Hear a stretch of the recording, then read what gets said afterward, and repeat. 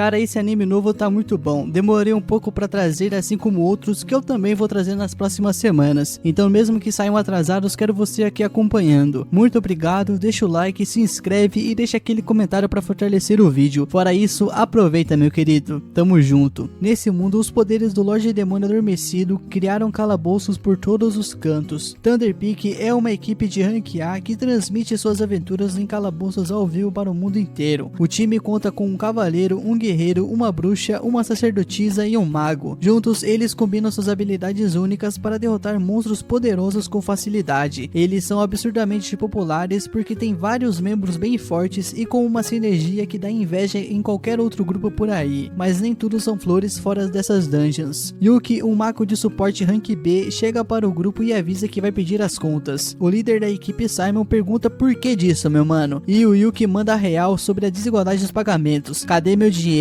Lança o Pix. Nisso o pessoal diz que ele tá reclamando de boca cheia, porque o salário é mais que justo porque ele faz. Afinal, segundo eles, Yuki nem entra na porradaria franca e só fica lá atrás torrando itens e percaminhos. Yuki perde a paciência e dá um sermão, perguntando se eles não reconhecem o valor do trabalho dele, já que ele tá sempre dando suporte pra todo mundo. Nisso os caras dão risada da cara dele, chamam o maluco de inútil e diz que ele devia era agradecer por deixarem um fracassado rank B como ele no time. Eles ainda soltam que vão se virar numa boa sem a ajuda dele, e isso foi a gota da água. O nosso prota termina sua bebida, olha nos olhos desses safados e diz que tá fora da equipe pra sempre, e não adianta mandar mensagem no zap depois, eles que se fodam. E pra fechar com chave de ouro, ele manda os caras enfiarem o título de rank A onde não bate sol. No dia seguinte, o Yuki vai até a guilda de aventureiros para se registrar como desempregado. Depois de preencher os formulários e entregar para a recepcionista, do nada uma ruiva aparece e pula nele com um abraço apertado, o chamando de mestre. Nisso ele reconhece a mina como a Marina, uma maga de espada que ele havia ajudado antes dela passar no teste de aventureira. Marina agradece pela ajuda no passado e ele pergunta como estão as coisas. Ela diz que tá tudo indo bem e que quando descobriu que ele tá disponível no mercado, ela ficou animadíssima. Nisso a mina toda empolgada convida o Yuki para se juntar no grupo dela. Nisso ele aceita conhecer os outros membros da equipe, que por coincidência também eram alunos dele. Entre a equipe estavam a elfa arqueira Silk e a sacerdotisa Rain, que ficaram felizes ao saber que Yuki está interessado em entrar ao clube delas, mas perguntam se ele tá tranquilo em se juntar com um grupo de rank D, que só tá começando na carreira. Nisso o nosso prota diz que tá suave, porque essa vida frenética de grupo de rank alto já não é mais pra ele. O cara tá cansado, só quer mamão e mel daqui em diante. Então ele explica que para missões e dungeons difíceis, ele sempre gastava uma grana em itens e consumíveis, e no final ele quase nem lucrava. Já com missões de rank D, ele vai conseguir economizar uma boa grana. Com isso, o Yuki entra oficialmente no grupo delas, e descobre que as meninas estavam planejando completar uma missão de mineração de minério mágico naquele dia. Nisso eles partem para um calabouço, e o Yuki começa a sentir aquela nostalgia ao lembrar de como a sua jornada começou. Ele comenta que esse minério mágico que elas estão procurando pode ser encontrado facilmente no 6º andar da dungeon, mas as garotas admitem que têm medo de enfrentar o chefe do 5º andar, então elas preferem evitar. Então o Yuki sugere procurar o minério no 4º andar primeiro, e eles entram na dungeon. Marina trouxe um cajado do avô dela para procurar armadilhas, mas o negócio tá atrapalhando o ritmo. O Yuki então resolve assumir a liderança e mostra uma lanterna mágica que detecta armadilhas de nível baixo com facilidade. Graças a isso, eles exploram o calabouço bem mais rápido. Nisso, o nosso prota começa a lembrar que essa foi a primeira dungeon que ele visitou com seu antigo grupo Thunder Peak. Já fazem 5 anos e nessa época o guerreiro deles quase morreu por causa de uma armadilha. De repente, o Yuki sente a presença de monstros e avisa as garotas para se prepararem. Ele chega a uma sala onde macacos lobos estão esperando. A Silk não perde tempo e abate um com uma flecha certeira, enquanto Marina avança para enfrentar os outros dois. O Yuki lança sua magia de encantamento físico nela para turbinar as suas habilidades e prende os monstros no lugar. A Marina corta 2 com facilidade e fica chocada o quão simples foi com a ajuda da magia de Yuki. Ele explica que lançou 3 feitiços de encantamento ao mesmo tempo nela, e todo mundo fica impressionado porque fazer isso exige muita habilidade. Logo, eles chegam à entrada do 2º andar e param para checar o equipamento e descansar um pouco. Eles descem as escadas quando do nada um grupo de zumbis mineradores aparecem para atacar, e agora é a vez da Ray fazer uma para Deus lembrar. Silk e Marina seguram a barra enfrentando os zumbis para dar tempo de Rain terminar a sua invocação, enquanto Yuki lança um feitiço de proteção em todos, impedindo que os zumbis cheguem perto. Com isso, a Rain consegue finalizar o seu feitiço e acaba com todos os zumbis usando a sua magia sagrada. O grupo começa a elogiar ela e Yuki comenta que usar magia sagrada nesse nível gasta um caminhão de mana. Ele então usa sua habilidade chamada Refresh de Mana para recarregar a mana de Rain, que fica chocada ao saber que ele consegue fazer até isso.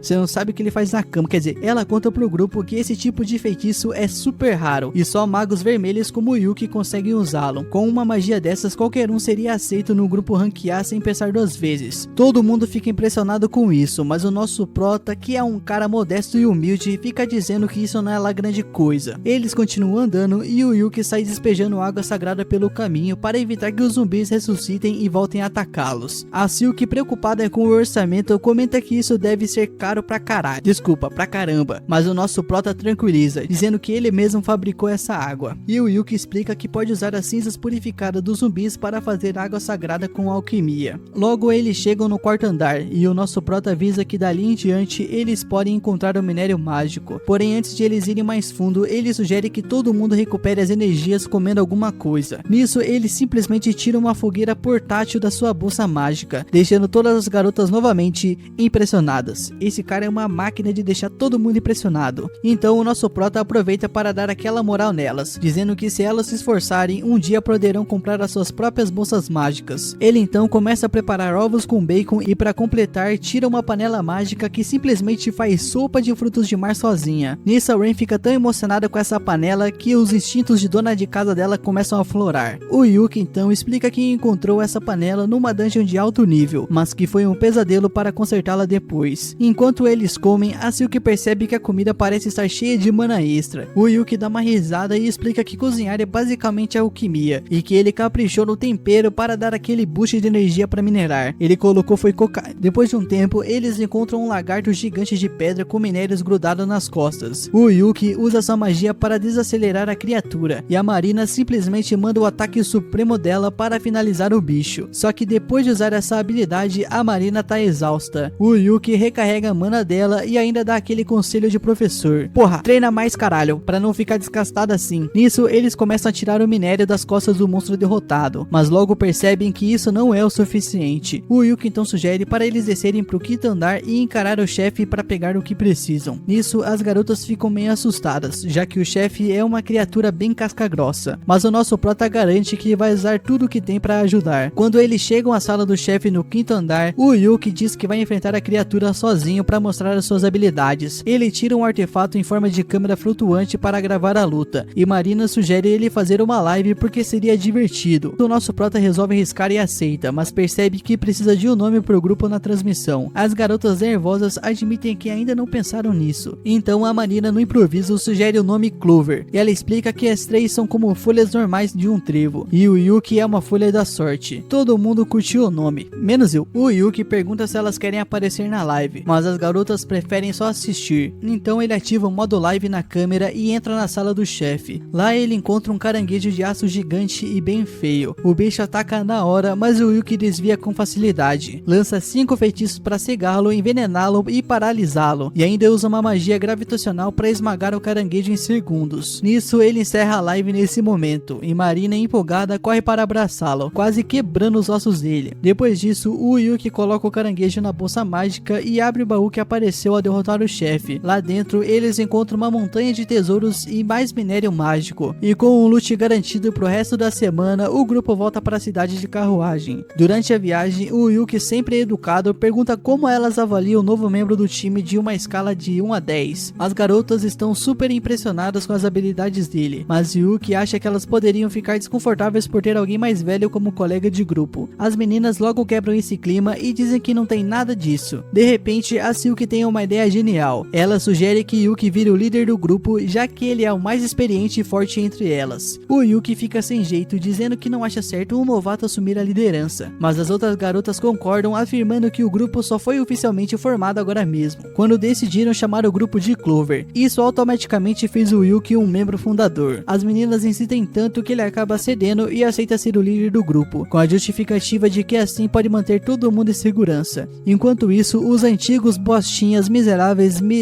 vagabundos do grupo do Yuki, a Thunderpeak, tá passando por um perrengue no calabouço. Eles colocaram um arqueiro para ocupar o lugar do Yuki, mas o coitado não consegue dar o suporte que o nosso prota dava. A equipe tá lutando contra uma matilha ilha de lobos monstruosos. E no meio da confusão, o arqueiro novo ainda joga na cara deles. Por que diabos vocês vieram para um calabouço tão difícil se são tão fracos? A coisa piora quando a feiticeira do grupo é mordida por um lobo. O líder consegue salvá-la, mas a sacerdotisa tá sem mana para curar a magia. Sem poções de cura humana, algo que sempre foi de responsabilidade de Yuki, eles decidem bater em retirada. O novo arqueiro até tem uma poção, mas não entrega de graça e ainda solta. Achei que as equipes de ranquear fossem mais organizadas. Enquanto isso, o Yuki e o Clover estão comemorando a primeira missão bem sucedida. Entre brindes e risadas, o Yuki comenta que o pagamento da missão nem foi lá essas coisas, mas que ele conseguiu uma boa grana vendendo o corpo do caranguejo de aço. Ele pergunta às meninas como dividem o dinheiro, e Silk explica que eles colocam tudo no fundo do grupo e usam um sistema de mesada para comprar o necessário. Elas ainda contam que estão economizando para comprar uma casa um dia e Yuki curte a ideia. Nessa mesma taverna, o antigo grupo do Yuki tá reclamando do fracasso do dia. Eles jogam toda a culpa no novo arqueiro, dizendo que ele deveria ter se preparado melhor. O arqueiro perde a paciência e manda na lata. Achei que a famosa equipe de vocês fosse mais profissional, mas na verdade vocês são uns merdas. Não conseguem nem limpar a própria bagunça. Ele se levanta, declara que tá fora do grupo e ainda sai batendo o pé, bem na hora que o Yuki dá uma olhada nessa cena. Ele decide ignorar e diz para as meninas que depois de cada missão, elas vão tirar 2 dias de descanso para recarregar as energias. Ele promete aproveitar o tempo para estocar itens úteis e já planeja a próxima missão pro 3º dia. De repente, a taverna começa a exibir a gravação da luta do Yuki contra o caranguejo de aço, que viralizou em poucas horas. Nisso, todo mundo na taverna tá vidrado no vídeo, impressionados com o fato de que ele conseguiu derrotar o chefe apenas com feitiços de debuff. E assim, o Yuki e o Clover começam a chamar a atenção da galera.